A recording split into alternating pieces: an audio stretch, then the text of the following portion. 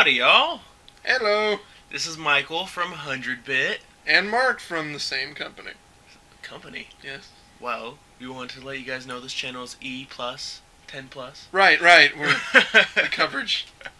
Yeah, our next game up on the whole upload series is going to be one of my personal favorites.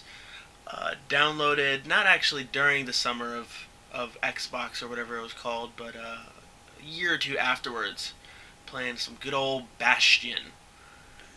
And today we'll be playing it on a new game file. I really wanted to start fresh. That way I could show you guys how the character progresses, while playing through the game. So here we are, the game's introduction. Right, you basically just wake up on a floating rock. Looks like it. And my favorite part is how it says the ground rises up as he moves along. Narrator goes, he doesn't stop to question it.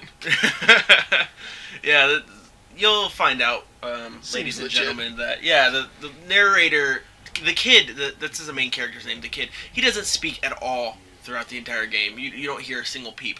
The real person that's talking throughout the entire thing is the narrator, who later on you find out his name is Ruckus. Cool guy. He's a cool guy. He's got a really nice voice. After all, that's what you're going to be listening to for the next 4 hours. Specifically, if you want to sit down and play the entire game in one run. Which is kind of funny, looking into the game, everybody was saying that, oh yeah, it took me 6 hours, it took me 5 hours, it took me 7 hours. To be honest though, I think with what I've seen of the game so far, I'm a little unfamiliar with it, but the narrator, I think, does a good job of keeping you hooked. It doesn't bore you, Oh, it definitely. doesn't make you want to turn it off, it keeps your interest. A lot of people, or actually, I should say that differently. There are a handful of people that don't like the narrator, specifically the amount of talking he does. But I find it good. It like you were saying, it does keep you hooked. It does keep you watching. It does keep you playing for sure. Coming up, there's really cool aspects to the game where there's a level up system where when you level up, you're able to drink more alcohol. For example, right here you find items scattered throughout the world, like this one I'm going to show the description for as soon as I kill these squirts. It's just little items and stuff. That city crest actually plays a major role as to why the kid survives, the end of the world. The reason being that the city crest that he wears on his outfit has a little bit of what, the Bastion, what this game's named after, its power.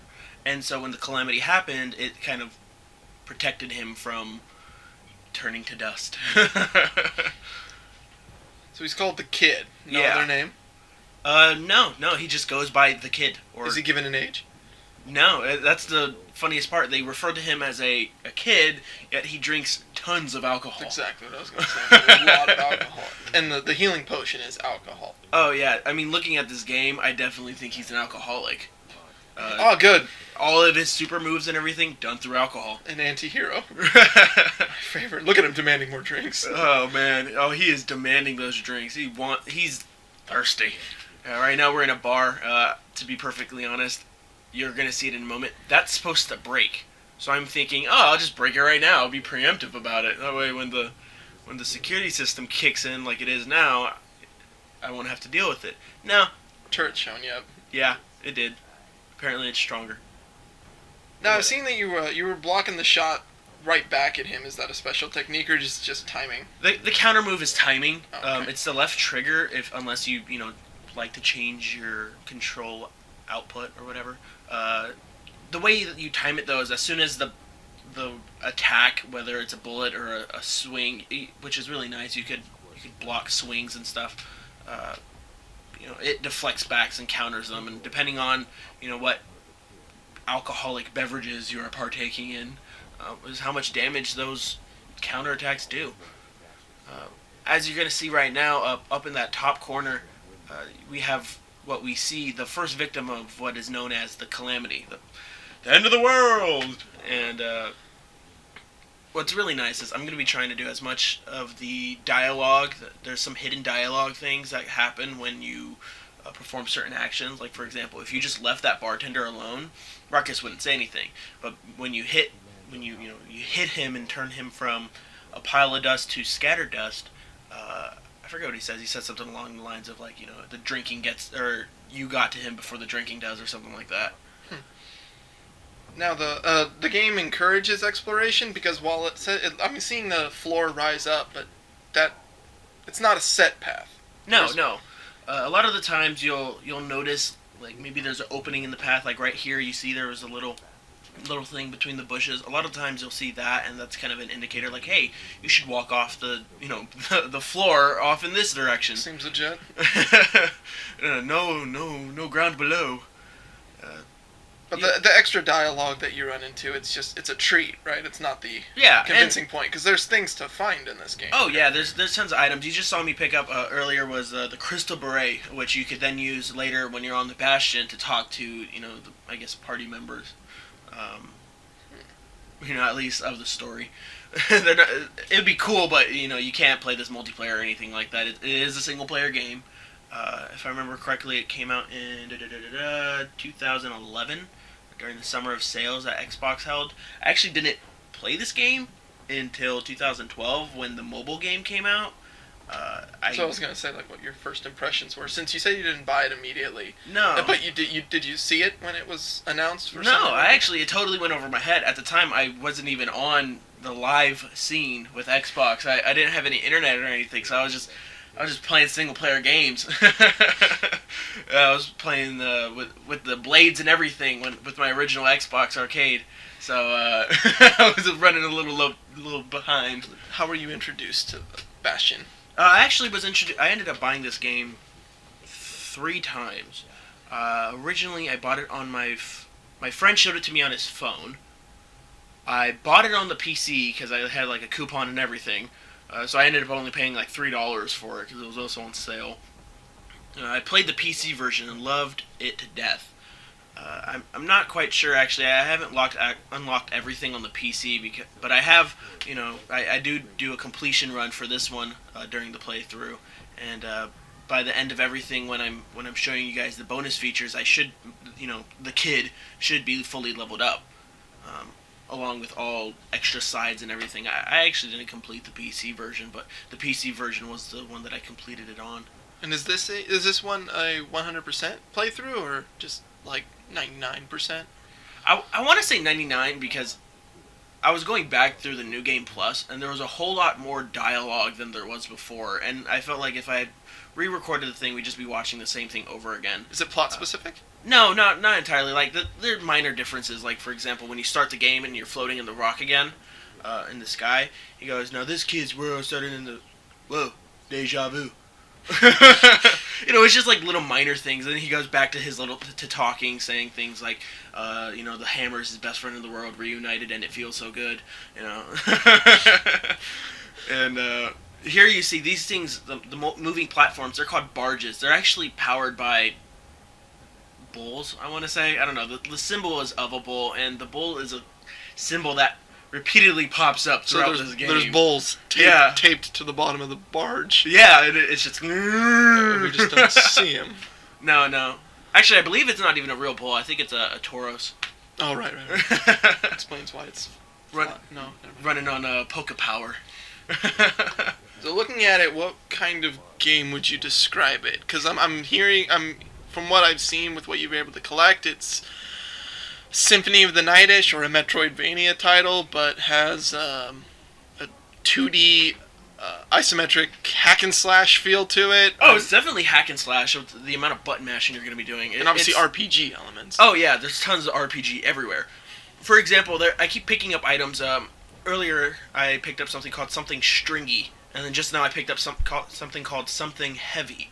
Those are your upgrade items. You take them back to what's called the Forge later on, when I'll go a little more in depth later, but they're basically just to upgrade your weapons. What's really cool here is, and I also believe there's a dialogue further on, these little blue things, they're fragments of the old world. It's the currency in the game, and the reasoning behind it is these fragments then come back together to form the items that you're quote-unquote purchasing. Oh. So you're not really like buying items, you're not grabbing blue rocks out from your front with yard. with the corpses of the old world. Yeah, exactly. You're just picking up the dead pieces of the old world and creating new things with them, which I think is kind of cool. Oh, okay. Yeah, it's not anything fabulous like money or anything. I get the feeling that when they were close to releasing the game, the guy who was naming these items, he kind of kept the placeholder name something stringy. And then it's like, okay, the game's released. And he's like, shoot, I didn't name any of them. And now we have something stringy. Then they release it and they turn Bruce. I wonder. Yeah, I wonder if there was actually supposed to be a formal name for any of these items, like for instance, like Super Mega Rock or anything like that, or Thunderstone. I'd like to think it was intended. The most indie games that I've played, they're all very, very big attention to detail. Oh, yeah. I doubt they left much out. I want to say this game actually won tons of awards for its soundtrack. And later on you'll hear me rant plenty of, oh my god, this soundtrack. And this game, I believe at the what is it, the BET, no, not BET, MTV's, or no, the Spike Video Game Awards, there we go. BET with Bastion. Yeah, dog. Anyways, so, during the Video Game Awards, it won, like, Best Soundtrack that entire year for, like, the year of 2011. It won Best Soundtrack, and I believe it also won the year following up because it also had a mobile port, like, to the iPhone and Android. I believe Android. Anyways, here we are. This is the Bastion, where everything is supposed to go down. This is the main hub world. You'll see me coming here, in between levels and stuff to upgrade items, drink tons of alcohol, reconfigure the fragments of the world into new items. There's 6 main stores, you could say, or places that you can interact, and depending on if you pick up certain items throughout the game, more interactions are possible. For instance, that crystal bray, I'm not sure if I did it just now or if I'm going to do it later. You could take it to Ruckus when you guys formally introduce yourselves, and you'll talk about oh, there weren't any survivors. Or later on in the game, there's things like the magnifying glass, or no, I'm sorry, the telescope, and he goes, yeah, we used to see the stars all the time, and now we still see them. I don't know. Are items like that just for Ruckus's dialogue? Not just Ruckus. There's also other characters that you will run into later on, but you're able to, once you unlock those characters and stuff, to talk to them about these specific items. One of my favorite items definitely has to be the teddy bear, because not the teddy bear, but it's the teddy bull, because it's the stuffed bull. More bulls. Oh yeah, tons of bulls. Actually, what's really nice too is when you're walking around these levels and stuff, if you pay close attention on the sidewalks and stuff, you'll see like little images of bulls and stuff. What's really nice though, that one's my favorite though, because when you talk to the different characters about it, it's from their viewpoint on how they see that symbol. And what's really nice is one of them's like super offended that the bull is a stuffed animal, and the other one's like, oh yeah, I remember playing with one of those when I was a kid.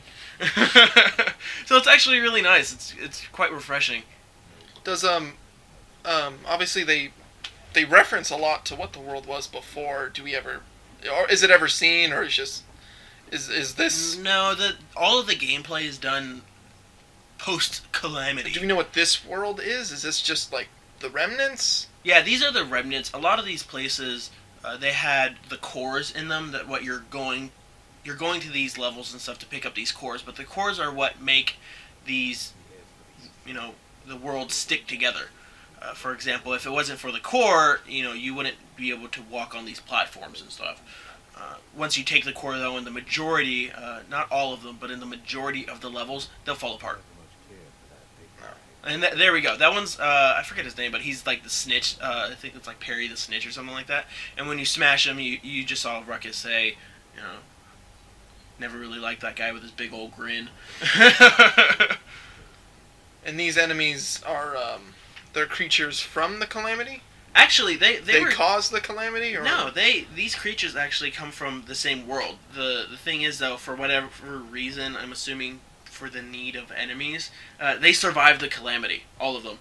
They're all considered gas fellas, and they have their specific types. So, for instance, the little blue ones with the curly C-looking ones, those are called squirts, etc., etc. A lot of the times, though, for example, earlier when we saw that giant balloon-looking one, uh, they have their different characteristics. Like that one is, whenever it comes in, the narrator will mention something of rotten blueberries, just for the heck of it, really. A school of rotten blueberries. Oh yeah. And these other bigger guys, they're like the miners, but stretched out rotten blueberries. Yeah, stretched out rotten blueberries. In the game, they all had their specific tasks. The reason why that one had the pickaxe was because it was a miner. These ones, a lot of the times, were either like this. What was it? Like pets, kind of a thing. The giant blueberries. Those were actually things like cleaning maintenance and stuff. You'll see. Oh yeah, when you fall off the platform, you just fall back onto it, and it hurts. You actually lose quite a bit of life. I like the part that the narrator actually has stuff to say, even when you fall. Oh yeah, he won't stop talking. The first time you fall off, he says something along the lines of, "And that's how the story ended." And then when the character falls, the kid falls back onto the map, he goes, "I'm just pulling your chain." It's quite witty. I know. I'm seeing different weapons here. Obviously, I saw we were using the hammer. Now we have much more of a faster weapon. Is it pretty varied with what they give you? Oh yeah, they give you at least a dozen different weapons that you could play with. One of the downsides to the game, if you had to get really nitpicky with it, and specifically look for complaints with this game, one of the complaints that you often hear is once you find a new weapon, you're forced to adjust to it. I think that's nice though, because if I'm comfortable with the war machete, I'm not gonna want to mess around with the brusher's pike. So if I were to collect the item, I really wouldn't want to experiment with it. Where the game, it kind of makes you experiment with it, and if you don't like it later on in the level, you'll have what's called the arsenal, where you could swap your weapon back. I love the war machete though. I'm not sure how many people dislike it. Or what other items they choose over it, but the war machete, it's fast, it's strong, and when you fully upgrade it, the thing is a murderous machine. So before we end the video, let's just get a quick recap of what exactly we're doing. I know we used a core to restore part of the Bastion, and essentially right now our goal is to get survivor. It's actually, you're looking for survivors in these different places, and when you don't find a survivor or anything like that, which is going to happen very often, you're just like, okay, I'll just pillage this place of its only energy source and put it into the Bastion. Okay.